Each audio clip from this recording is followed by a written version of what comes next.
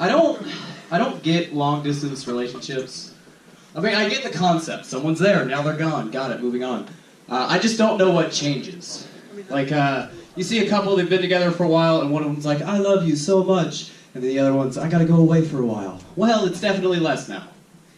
Let's just keep that going. I don't understand what changes. It doesn't make sense to me. And if you're okay with that concept, you're not allowed to enjoy the time traveler's wife. Right? Because he interdimensionally leaves her behind to show up way too fucking late in the end. We have a kid? Well, I'm out. Credits. That's actually how the movie goes. I didn't read the book. Fuck you. I don't do research. I just saw the end and was like, that seems dumb. I'm glad I paid for it. But the world's a lot smaller, people move around a lot, so you're going to know someone who's in a long-distance relationship, and they're going to need advice, and this is exactly how it should go. They're going to say something that's fair. They're going to say, I'm just worried. And then you respond with this. It's very simple. You say, do you trust them? And then they're going to say, well, yeah, but no, stop, that's it. That's right there. That's the whole thing. That's really it. And it's fine if you don't 100% trust someone, but stop fucking lying about it, because you make it 100 times worse. That's how it goes. They just had a moment. They're like, that's you. Where did you go away? Up north. Did she trust you? She didn't say anything. She just fucking froze. She was like, did you trust me? Because you shouldn't have. The dog's more well-traveled than I am now. Well, he doesn't trust... I think that's good. He took the dog. It's like, I can't trust this bitch. Took it with him, right? But you, like, she's fine. I'll leave the fucking window open. She'll get some air. It's whatever. But, a lot of times when people travel, it's mostly work-related. I have a lot of friends who are in the military, so whenever they're in long distance, it's because of deployments, and their wives or girlfriends get upset, and it's hard, and it really is. But if you think that's hard, try dealing with the distance and the fucking deployment, you selfish wench. Holy shit, that's a whole nother show right there. And yes, I do that joke on bass, and I stare at him while I say it. Oh man, today was so hard, I had to go in the AC house by myself. I dug a fucking hole and lived in it today. How can I help you, madam? But, whenever someone breaks up with you over distance, they're basically saying, I love you when you're on house arrest. That's it. And the only honest response I can think of to say back to that is, you sound so much smarter when you're not talking.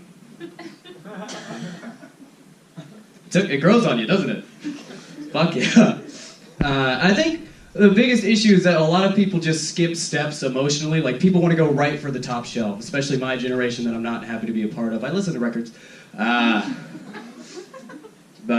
Like, we skip steps. We go straight for the top. Like, before you say, I love you, you should first say, I don't regret you yet. Like, start there. Before you say, we make a great team, or we belong together, you first have to openly admit, at the very least, you're a good liar. Just warm it up first. And, like, affection isn't just a turn signal you get to turn on at the last second and get credit for it. If you relate to that joke, it's because you're a shit driver. He looked at her again.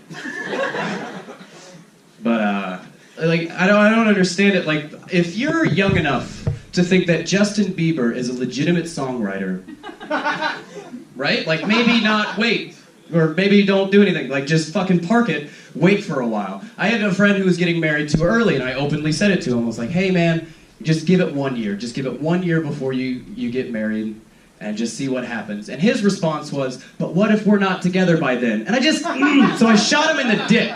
That was the only fucking way. I was like, no more of you. You're done now. We don't get to have this shit anymore. And I don't understand why people have issues with affection or understanding what it's for. Like, there's nothing wrong with the article I'm about to describe. I see it. You probably see it on your Facebook wall all the time. There's nothing wrong with it. It's that article that's just like, this guy lost his leg or two. You start with two. But he lost at least one of them, and they still managed to dance on their anniversary. Nothing wrong with that. But look in the comment section and see what dumb little Starbucks bitches are saying.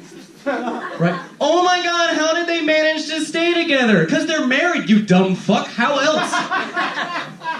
Like, what fucking marriage is dependent on old righty right here? Worst fucking vows ever. To have and to hold, unless righty or lefty leaves, and it will drop you like the nub your potato foot looks like now. Holy shit. Right? But it was a beautiful ceremony, okay? Don't knock that. They paid a lot. Open bar, it was nice. But like, I don't understand how people can just phone in affection. Like, if your friend lost a leg, if my friend, I'm not going to put this on you, if my friend lost a leg and needs like a catheter to take a piss every day for the rest of his life, we're still friends. Someone I vowed to cherish the rest of my life, I'm out, okay? That's a lot of work and I'm selfish. It's hard for me now. I just don't understand how people get married with that mentality. I don't understand. I think it goes something like, well, I just wanted to have a really elaborate party that I'm in the middle of, and at the end of it, someone pays for a vacation, I have sex with someone. You know, like a wedding. And then I just get to have this roommate forever who just kind of takes care of half of my bills, and then I have sex at least on my birthday. A marriage. And I'm not knocking it, just kids are dumb. Thank you guys, I really appreciate it.